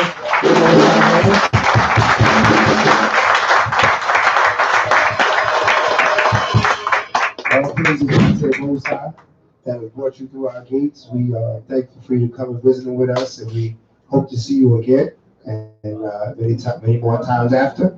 It is always a blessing to bring the children of Israel together. All right, this is, as told to us, Zephaniah 2, verse 1, it says, gather ourselves together. So you took the effort to be with us, and we welcome you with open arms. Hope to see you again soon. Right now, we're in the midst of announcements and council. We went through the portion. For those that may have come late, we went through the Torah portions and things of that sort. We do that every Shabbat. We start about noon, okay? But at this time, we are just doing a council so that everybody's up to date with what's happening. Tomorrow night, I'm going to reiterate it, is the new moon. Tomorrow, 7 p.m. right here, we're having a new moon celebration. Right? Everybody's bringing something. It's a service and food and drink and time to get to know your brothers and sisters, interact with them. So take advantage, be here. It's going to be a beautiful event. It is every month, every new moon, every time the moon goes through its cycles, and we get back to the renewing of the moon. When the last moon fades out and the new moon is going to come in, we have what is called the new moon. All right? And when the old moon phases out, we have what is called the new moon. And the new moon is celebrated every month. It's 30 to 29 days, 28 days, depends how the moon lands, right? And we observe it, and we have a feast every new moon according to as it is written in Torah. So that's tomorrow night. We're also prepared for Pentecost, and we'll reiterate Pentecost, right? Which is also called the Feast of Weeks, because it's a week of weeks, right? 49 days, 7 weeks. On the 50th day is the Feast of Pentecost. Pentecost meaning 50, 5, pentagram, pentagon. You know the deal. It's going to be on the Feast of Pentecost or the Feast of Weeks. All right, Sister Chantal? Now, I have a question, because I was going to give a financial donation for the Pentecost. When is the best time to give that donation? Not the day before. No, you can give it any time. Just write Pentecost or Feast of Weeks on your envelope, and we'll allocate it to that day events. Right, kind. Shamshwan. Hebrew Summit, July 11th. Chicago. Chirac. Those want to make it out there. I'm gonna put the priest out there that I say, see the priest for details, right? He's good at that, right? So see the priest with details, or going to Chi-Town if you want to go to Chirac, if you want to get together and go. The summits are always, they're historic events, right? That's the only way I could tell you. Yeah, they're historic events. You go there, you're going to meet brothers and sisters from the four corners of the earth, gathering together, great spirit, great meetings, good time for networking, good time to learn and meet brothers and sisters from different places. A lot of times at the summit, I can't tell you how many times we had a summit in a state. We went to the state to have this summit. People that live in that state did not know that other people were in the same state, right? And they met at the summit, right? We met brothers when they had a summit down here in Florida that we didn't even know about, right? So this is one of the things that happens at the summit. It brings everybody out, Everybody is coming to meet and greet. It's not about doctrines. It's about the nation. All right? The government of Israel, Mashra Yashrala, government of Israel, is what promotes the summits, and the mission is to promote nationhood. Okay? Different camps have different breakdowns and understanding. It's not about that at the summit. It's about the nation. All right? It's about Israel becoming a nation again. All right? So that's what the Hebrew Summit, July 11th, is for a 4-day event starting on July 11th from Thursday to Sunday. And it's in Chicago. And you said you want more details. Please go on that. Right. I'll have because we just secured the venue for the meet and greet. The meet and greet will be on Thursday. We just secured that location, and for the actual summit, I'll have those details next week. The airfares I checked right now, you're looking between 200 and 250 round trip. Plus hotel, or if you want to do an Airbnb, you can do that as well. But those are the options right now. So you're looking between $200 and $250 round trip for airfare. All right. So like the minister said, it's a good experience meeting Hebrews from all over. The last summit, there was a sister from Hebrew that lives in Ghana. Okay, then we have representation from Dimona, Israel. Like in actuality, Dimona, Israel, we've been in communication with them. Enlightening them on our faith in the Mashiach Yahushua. And I think originally they did believe in Yahushua. In history, somehow some transition came about, but nevertheless, we are in talks. There is a major summit going on in Israel, Dimona, Israel, December 25th to January 1st. So you're gonna have Hebrews from all over the world attending that. And a lot of Dimona is a lot of, we have Barry White, Whitney Houston before she died, she visited Dimona. Bobby, he was with Bobby Brown, they were together. Barry White, you had that basketball player, what his name? Stoudemire, he was there. Stevie Wonder. Okay, you have I think Aretha Franklin was there. So a lot of entertainers, sports people, and a lot of them got enlightened from Hebrews here. But when they want to give donations, whatever, they go straight over Israel. But no. I mean, I think they believe the kingdom is there. The scripture speaks of Messiahs multiple. Ben Ami could be considered a Messiah, but he's not the ultimate Messiah. That's the thing that we're trying to get to understand. He's not the ultimate. One accord with each other. So once we establish that we are family, that we're one nation, then we can further go into more talks. So, the minister, he actually took part in. That was probably one of the first open forums that we had, and it was it was pretty good. And that was just the one of many that we're gonna have before we get out of here. But this 400-year thing that we're talking about, this is the time. That's why you see stuff happening that normally wouldn't happen. Okay, a conversation like this with Dimona about that, you would have never thought something like that would ever take place.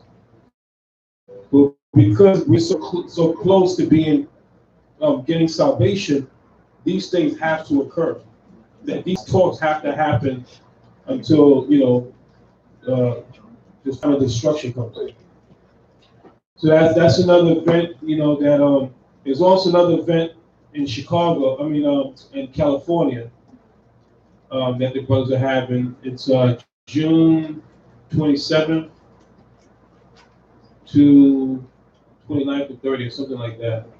I don't know if you brothers and sisters saw, there was an event last year in California. It was a lot of a lot of different Hebrews out there. Was that gift? Yeah, the gift. Okay. So they have that every year. They reserve the park. They have the big stage. You know, you have people doing poetry, singing, rapping.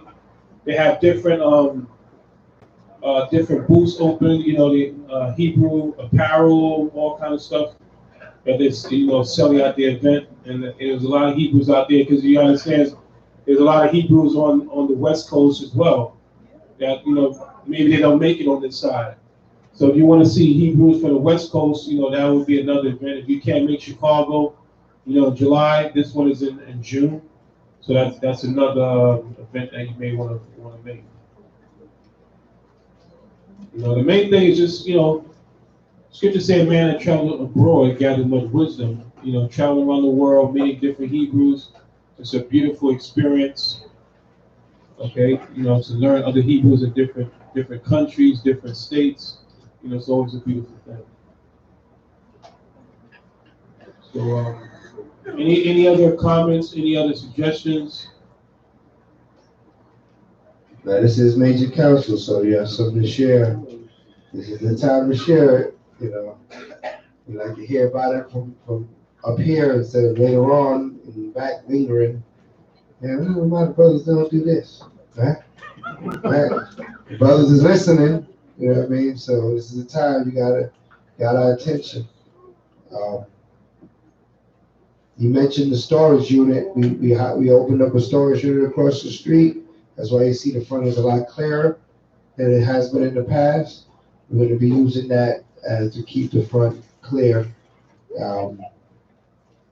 You know, lately we our family that doesn't make it to the service. You know, we have a lot that log on via the internet. Okay, we have people that log on all through the U.S. and beyond, and overseas via the internet live viewing. So we're going to work, you know, towards improving that. You know, improving how we look or how, you know, the video experience is by upgrading the camera, upgrading the internet, upgrading, you know, if there's some sort of software upgrade that needs to be done, we're going to get on that so we can present, you know, in a better light. So we are looking for people that have that knowledge, that wisdom, that understanding on, I guess, media platforms. They can give us some advice on how to enhance, because I do go on YouTube and I see other live video and they were better than ours, right? So we have to step up our game. Hallelujah. Hallelujah. All right, we have this message going out that's very crucial and important.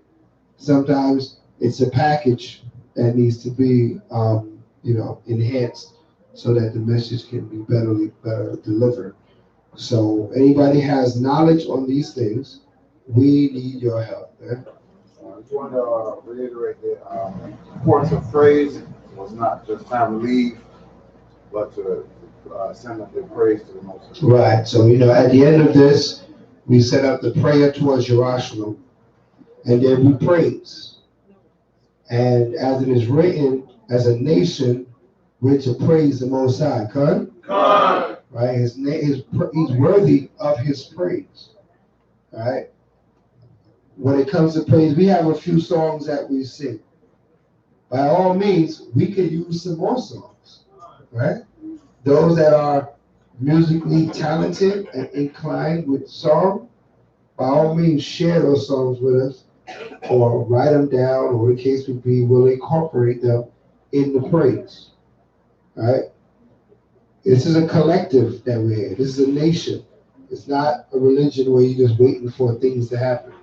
This is a collective. We all have to get actively involved. Everybody understand that? All right? That we make the experience what it is. We bring the scriptures to life.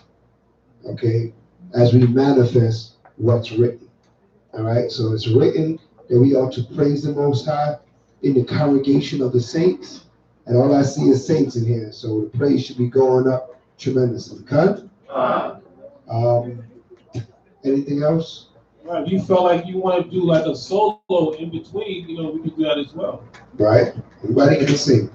you know, if you wanted, so maybe we can like, you know, in between passages or something like that, you know, maybe we can talk about doing something like that, that, you know, we just don't wait till to the end, you know, like the brother brought out. No, that's not the time to start leaving when the praise goes on, because, you know, everybody's input, you know, raises the praise to the Most High.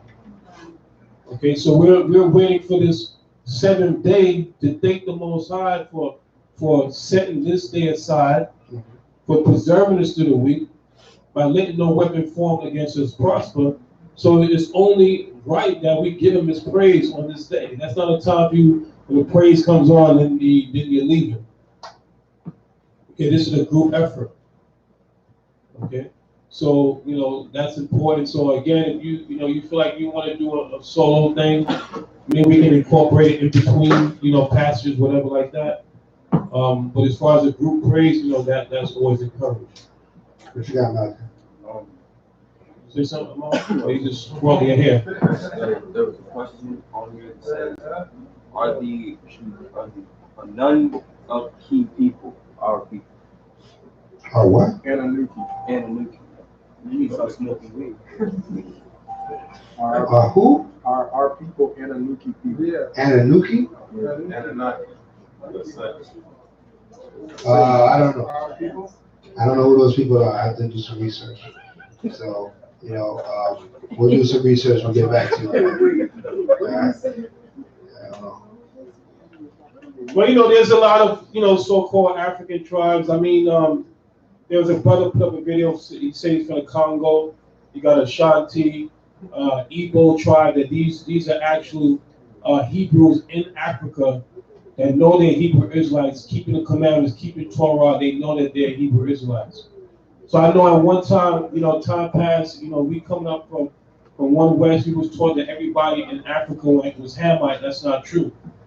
Okay, there's Hebrew Israelite tribes in Africa today keeping Torah and know that they're Hebrew Israelites. Okay, so we can't, but you know, a person from Africa, they don't say they are African. They will announce their tribe. Okay, they say I'm Nigerian, they say I'm Ashanti. They don't say, you will never hear them say they are African. So when you say African per se, that is a name that was made up, you know, on the continent, the landmass. So where you're born does not determine. I'm gonna hit you with something. Parazah, the brother, you know, the brother Marshall Yashrala, he just had a son born in Turkey. Turkey, I'm sorry. Yeah. So I found out that the child will not have Turkish citizenship. Only American does that. Okay? So a lot of people think because where you're born determines your nationality. They know, even though you're a Negro born in another country, you are still a nigger. So only simple people over here, that's why the scriptures say, traveling, you get wisdom. That's right. Okay, where you're born does not determine that. The brother just had a son born in Turkey, and I was told that the child would not be acknowledged as a Turkish citizen. Right, most countries are. Right? So we're the only ones here in America with all that forced ideology. Okay. Sit down. Anything else? Sit down. Anything else? Going once? Going twice? Estimated. So We are going to implement the new logo for LOC. the new logo for LOC. We have a new logo.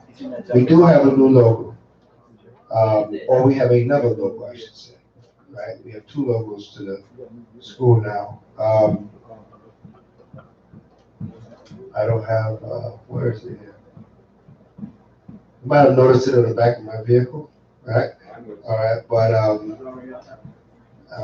it will be established. We're going to get another banner made with that logo as well. But it really is established. So I just have to, you know, develop new items with that logo on it. But it was accepted. It was looked at, voted upon. Everybody thought it was good. So we already went through that process. We just gotta start printing it up on things. So this will be our full color logo, but that logo is just a 2-color, a black and white logo, you know. So, but this is our full color one behind us. All right. And we gotta get rid of Baruch, started made some stickers also. But I'll get with him later on that. That'll be in our officers council. But just be aware we do have a new logo. I wish I could show it to you, but I don't have that to show it to you yet. Any other questions? Tomas? You think we're gonna get a better shares? Better chairs.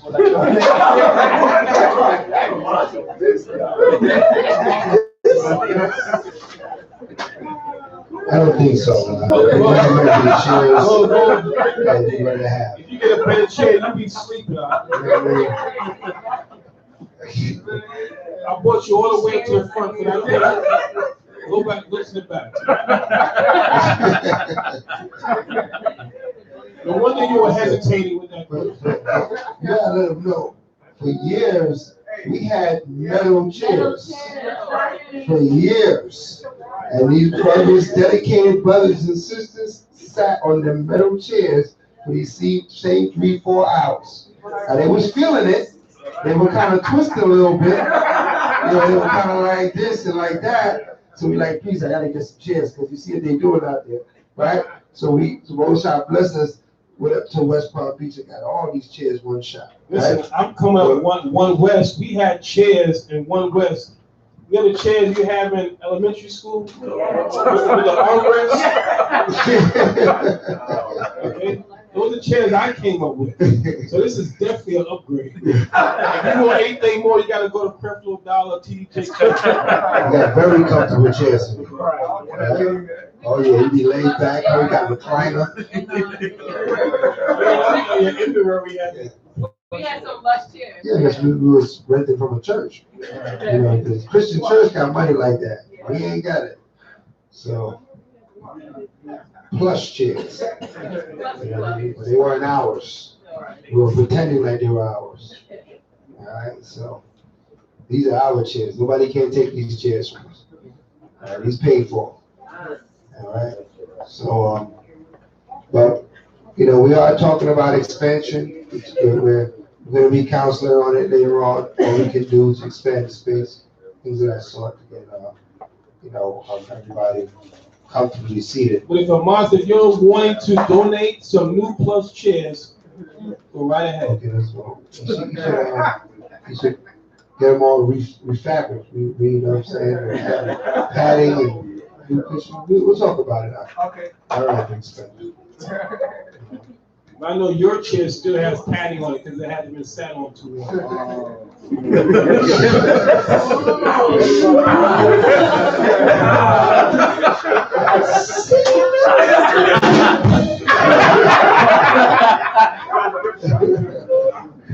All right. So at this time, we're going to face the roster. We're going to play the shofar. We're going to play the Most High in Hebrew, and then we'll get the translation in English. We're going to face Jerusalem, Yerushalayim, our holy city, the blessed Mount Zion, towards the east. The east is that way.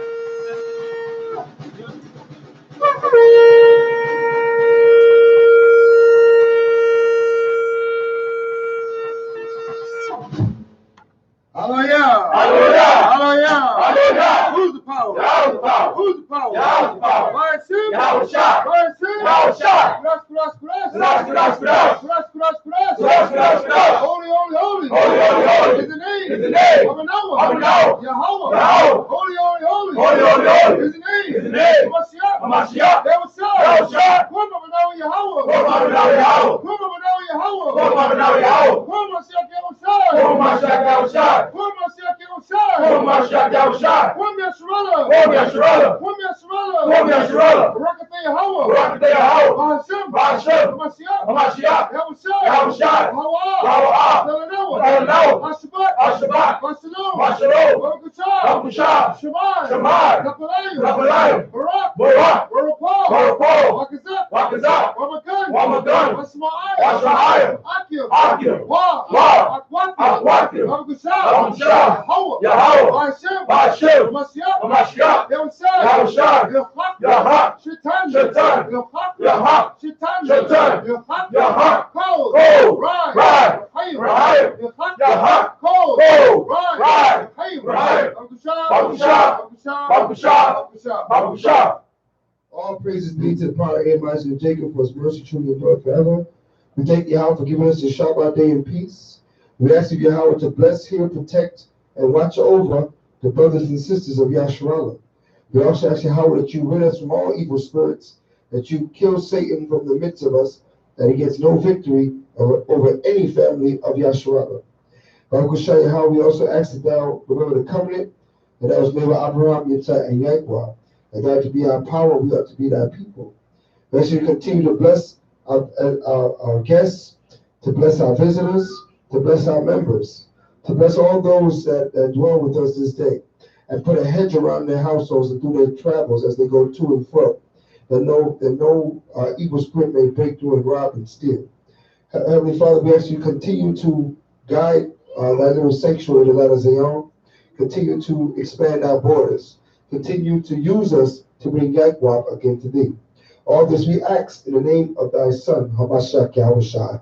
Let all that have breath praise Yahweh. Hallelujah. Let all that have breath praise Yahweh. Hallelujah. Let all that have breath praise Yahweh. Hallelujah. Hashem Hamashiach Yahushua. Throughout the yard. Amen. Amen. Hallelujah.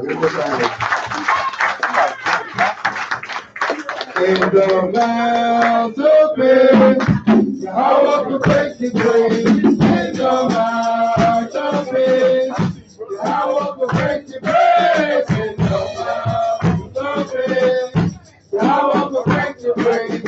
Hallelujah, hallelujah.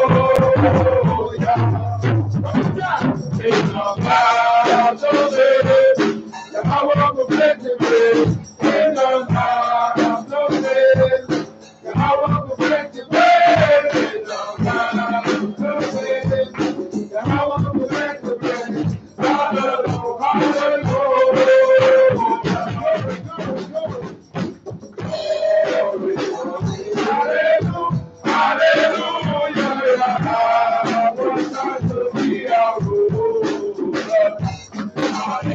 Yahweh perfected grace.